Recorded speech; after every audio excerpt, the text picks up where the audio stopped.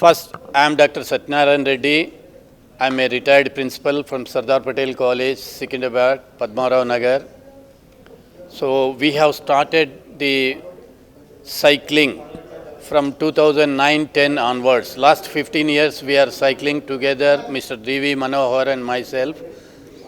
అయితే ఇక్కడ మీకు చెప్పాల్సింది ఓన్లీ పాయింట్స్లలో చెప్తాను బ్రీఫ్గా. పాయింట్ నెంబర్ 1 వస్తే ఈరోజు ఇక్కడ మనం ఎందుకు కలిసినామంటే ఈ cycling day, world cycling day అనే దాన్ని 2018లో అనౌన్స్ చేసారు. సో ఈ 2018 నుంచి ప్రతి ఎవ్రీ ఇయరు మనం సెలబ్రేట్ చేస్తున్నాం. ఆ సందర్భంగా జూన్ 3 నాడే మరి ఎందుకు చేయలేదు అంటే అది వర్కింగ్ డే కాబట్టి, వర్కింగ్ డే నాడు మనం పెడితే ఎక్కువ మంది పార్టిసిపేట్ చేయరు. అందుకోసము నెక్స్ట్ కమింగ్ హాలిడే ఏంది సండే కాబట్టి ఈరోజు 7th నాడు మనము సైక్లింగ్ ఈవెంట్ పెడుతున్నాము. అది ఫస్ట్ పాయింట్. సెకండ్ పాయింట్ వస్తే మీరు గుర్తుంచుకోవాల్సింది, ఇక్కడ సైక్లింగ్ అనేది మోడ్ ఆఫ్ ట్రాన్స్పోర్ట్ కిందనే సజెస్ట్ చేస్తున్నట్టుగా ప్రొజెక్ట్ చేయొద్దు. ఏంది లైక్ కార్లు, హెలికాప్టర్లు, ట్రైన్లు, అట్లనే ఇది సైకిల్ కూడా ఒక ట్రాన్స్పోర్ట్ మోడు అన్నట్టుగా చూడకూడదు. ఎందుకంటున్నా అంటే ఈ సైక్లింగ్ చేయటం వల్ల మనకు 3 రకాల బెనిఫిట్స్ ఉన్నాయి. ఫస్ట్, మనము ఎంతోమందిని చూస్తున్నాము, ఇప్పుడు డైరెక్ట్గా ఇంట్లో నుంచి కారు దిగి ఇట్లా బయటికి వెళ్ళిండు అంటే కార్లో ఏసీలో కూర్చుంటాడు, వెళ్ళిపోతాడు. మళ్ళీ ఆఫీస్కు ఆడ ఒక్క స్టెప్ వేసి లోపలికి పోయిండు అంటే మళ్ళీ కార్లో కూర్చుంటారు, మళ్ళీ కిందికి అన్నీ ఏసీ కార్లలో కూర్చొని ట్రావెల్ చేయటం. ఇట్లా ఉండేసరికి వాళ్ళు ఇంటికి పోతే ఇంట్లో ఏసీ కూర్చొని వేసుకొని 24 గంటలు వాటికి అలవాటు పడ్డోళ్ళు ఏ విధమైన ఫిట్నెస్ లేకుండా వీళ్ళంతా మళ్ళీ హాస్పిటల్స్ని బతికిస్తున్నారు. ఈ హాస్పిటల్ ఆ హాస్పిటల్ అని పోయి. సో అందుకోసము అటువంటివి రాకుండా ఉండాలంటే మనం అందరితోటి సైక్లింగ్ చేపియాలి అన్న కాన్సెప్ట్ తోటి ఈ హైదరాబాద్ బైసైక్లింగ్ క్లబ్ అనేది స్టార్ట్ చేసినాం. సో వచ్చినప్పుడు మాకు కొన్ని మరి అందరినీ సైకిల్ కొనుక్కొని సైకిల్ మీద మరి చేస్తే మంచిది అది ఇది అని చెప్తుంటే వాళ్ళు క్యాష్ आप लोग फ्लाइट्स में फिरते और मोटरसाइकिल्स कार्स में फिरते हम लोगों को ऐसा సైకిల్ చలా బోల్తే అని చెప్పి అడుగుతున్నారు. అప్పుడు ఏం చేయాలి మేము? దాన్ని వాళ్ళు అట్లా అడిగిందని వదిలిపెట్టలేము కదా. సో అందుకోసము వాళ్ళు చెప్పిన దాంట్లో కూడా వాస్తవం ఉన్నది.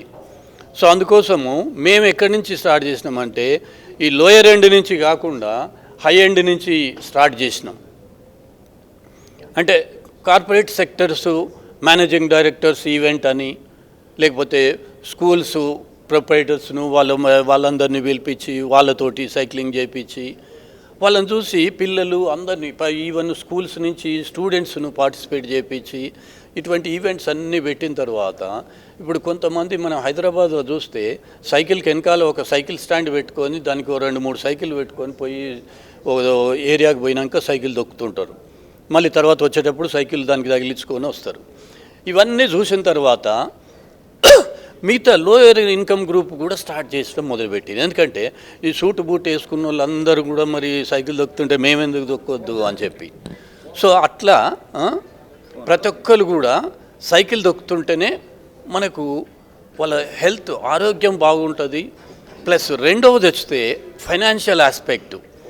ఇప్పుడు ఇంట్లో మనకు ఒక ఏంది గెస్ట్ వచ్చిండు, పాలు లేవు, ఒక ½ లీటర్ మిల్క్ తీసుకురావాలి అంటే ఆ 10-20 రూపాయల మిల్క్ ప్యాకెట్ కొనుక్కొచ్చేటందుకు ఈయన కార్లో పోతే 100 రూపాయలు 200 రూపాయలు పెట్రోల్ అవుతుంది. అంటే మనకు ఎంత నష్టము. దాంతో 20 రూపాయల పాలకు 200 రూపాయల పెట్రోల్ ఖర్చు పెట్టడము. ఆ పెట్రోల్ కూడా మన దగ్గర ఉందా? లేదు. బయట నుంచి కొనుక్కొచ్చుకున్న దాన్ని ఈ విధంగా వేస్ట్గా యూజ్ చేయటం ఎంతవరకు కరెక్టు? సో కాబట్టి అది సెకండ్ పాయింట్. సో ఆరోగ్యాన్ని కాపాడుకోవటము, రెండవది మనకు ఫైనాన్స్ పరంగా అది చూసుకోవటము, ప్లస్ మూడవది ఏంటంటే మన దగ్గర పెట్రోల్ లేదు కాబట్టి బయట నుంచి ఇంపోర్ట్స్ చేసుకోవాలి.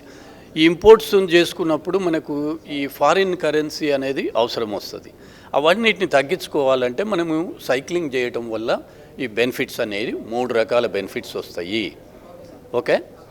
సో నెక్స్ట్ వచ్చినట్టుంటే మనకు ఈ సైక్లింగ్ దీన్ని స్టార్ట్ చేసిన తర్వాత ఇప్పుడు మన దగ్గర సార్ చెప్పి మేమే సజెస్ట్ చేసినాం. అయితే మేము సజెస్ట్ చేసినట్టుగా ఆయన ప్లాన్ చేయలేదు, కొంత మార్పులు చేర్పులు ఉంటాయి. మనం చెప్పేది చెప్తాము, కానీ వాళ్ళు ఇంప్లిమెంట్ చేసేటి కొన్ని మార్పులు ఉంటాయి. మేమేం చెప్పినామంటే ఇక్కడ బయోడైవర్సిటీ పార్క్ ఇక్కడ లేకపోతే ఓఆర్ఆర్ నుంచి మన గచ్చిబౌలి నుంచి మొదలు పెడితే మనకు శంషాబాద్ దానిక ఒక 40 కిలోమీటర్సు డైరెక్ట్గా మనకు ఈ సైక్లింగ్ ట్రాక్ చేయండి. వన్ సైడ్ మెట్రోకి వదిలిపెడితే రెండో సైడ్ సైక్లింగ్ చేస్తే నేషనల్ ఇంటర్నేషనల్ ఈవెంట్స్ అన్నీ కూడా మనం కండక్ట్ చేయొచ్చు అని చెప్పినాం. సో దాన్ని వాళ్ళు కొంత కండెన్స్ చేసి ఓన్లీ ఆపా జంక్షన్ నుంచి కొల్లూరు వరకు ఓన్లీ 23 కిలోమీటర్స్ మాత్రమే చేసిర్రు.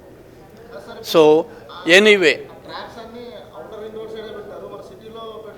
సిటీలో ట్రాక్స్ పెట్టేటందుకు అవకాశాలు ఎప్పుడు కూడా అంటే ఇప్పుడు నీ సిటీలో రోడ్లు వైడన్ చేసేటందుకే వాళ్ళు నానా యాతనలు పడుతున్నారు. అటువంటి పరిస్థితులలో మనం సైక్లింగ్ ట్రాక్ కోసము మళ్ళీ ఎక్కడి నుంచి ల్యాండ్ తీసుకురమ్మంటారు చెప్పండి? ఉన్న బిల్డింగులు పూలగొట్టాల్సిందే కదా. 4 పక్కల చేయాలి, ఒక వన్ సైడ్ కాకుండా 4 పక్కల చేయాలని చెప్తాం. కానీ ఎప్పుడైనా కానీ ఈ ఇన్ఫ్రాస్ట్రక్చర్ కొత్త ఇన్ఫ్రాస్ట్రక్చర్ అంతా కూడా న్యూ సిటీలోనే వస్తుంటుంది. ఓల్డ్ సిటీలో తీసుకుపోయి మనం చేయాలంటే ఉన్న ఇళ్ళను కూలగొడతా అంటే ఎవ్వరు ఒప్పుకోరు. ఓకే, ఏమంటారు?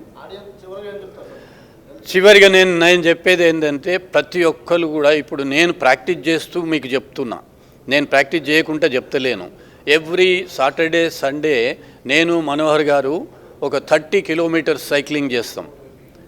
అంటే నార్సింగి నుంచి మన కొల్లూరు వరకు పోయి బ్యాక్ వస్తాం. సో ఆ రకంగా కాకుండా నేను ఇంటి దగ్గర కూడా మిగతా 5 డేస్ కూడా అట్లీస్ట్ 3 to 5 కిలోమీటర్స్ ఒక 15 minutes 20 minutes సైక్లింగ్ చేస్తాను విత్ ఇన్ ద కాలనీ.